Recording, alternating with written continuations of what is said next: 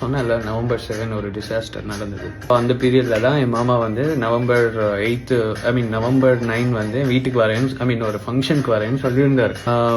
November 8 வந்து எனக்கு காலையில ஃபோன் வந்தது, இந்த மாதிரி மாமா இறந்துட்டாரு அப்படி.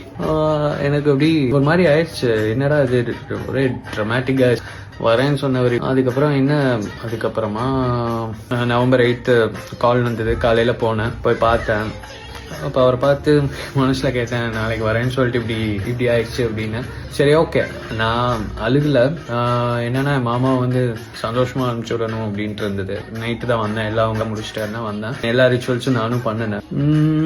லைட்டா இருந்தது, பட் என்னால இப்போ வரைக்கும் இறந்துட்டாரு அப்படின்னு. ஏன்னா அதுக்கு முன்னாடி நாள் தான் நான் வீடியோ கால் பண்ண பார்க்கணும்னு தோணுச்சு. வீடியோ சரி நான் வரேன், நாளைக்கு வரேன் அப்படின்னு சொல்லி என்னன்னு தெரியல பிளஸ் பண்ணாரு, நல்லாரு அப்படின்னு. வரேன்னு சொல்லிட்டு மனுஷன் இப்படி ஆயிடுச்சு அப்படின்ட்டு கொஞ்சம் கஷ்டமா இருந்தது, ரொம்ப கஷ்டமா இருந்தது. அப்புறமா என்னென்ன ரிச்சுவல்ஸ் எல்லாம் பண்ணணுமோ மாமா எல்லாமே பண்ணேன். எனக்கு ஒன்று கிடைக்கல 30 இயர்ஸா, அது கிடைக்குங்கிற டைம்ல போயிடுச்சு.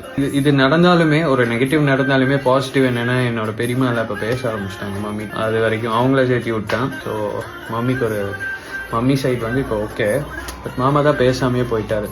ஸோ இதை நான் ஏன் சொல்ல வரேன் அப்படின்னா, ஏதாவது ஒரு சண்டை யார் கூடயா போட்டிங்கன்னா, இஃப் இட் இஸ் ரீசனபிள், ஏதாவது ஒரு இப்போ லவ் பண்ணி கல்யாணம் பண்ணது ஒன்றும் தப்பு கிடையாது. பட் இத்தனை நாள் வந்து ஓகே ஃபேட், என்ன பண்ணுறது, அது யார் சொல்லியும் யார் மேலேயும் தப்பு கிடையாது. இப்படி நடக்கணும்ன்றது நடந்துருச்சு. பட் ஸ்டில் நான் என்ன சொல்ல வரேன்னா, யாராவது இந்த மாதிரி இருந்தீங்க அப்படின்னா ரொம்ப நாள் பேசாமலா இருக்காதீங்க. ஒன்ஸ் போயிட்டு அவ்வளோதான், ரிட்டர்ன் பேக் வர முடியாது. லைஃப் இஸ் ஷார்ட், என்ன பண்றது, ஒண்ணுமே முடியாது, பண்ண முடியல. ஸோ நான் இந்த மாதிரியான சிச்சுவேஷன் அவங்க கிட்ட பேசிடுங்க, நீங்களா ஒரு இனிஷியேட் எடுத்து பேசுங்க, பேசி சேர்ந்துருங்க. If it is reasonable. ஏதோ ஒரு துரோகம், நம்பிக்கை துரோகம், அப்படி இப்படி அந்த மாதிரி எல்லாம் பண்ணா கண்டுக்காதீங்க. அதுதான் சொல்லணும்னு இருந்தேன். திடீர்னு என்னன்னு தெரியல, நான் பேசணும்னு எனக்கு ஐடியாவே இல்லை. ஆல் ஆஃப் அ சடன் பேசணும் அப்படின்னு தோணுச்சு. சரி அதான் பேசிடலாம். மம்மி டாடி கல்யாணம் பண்ணது ஒன்றும் தப்பு கிடையாது. லவ் தானே பண்ணாங்க, லவ் பண்ணி தானே கல்யாணம் பண்ணாங்க.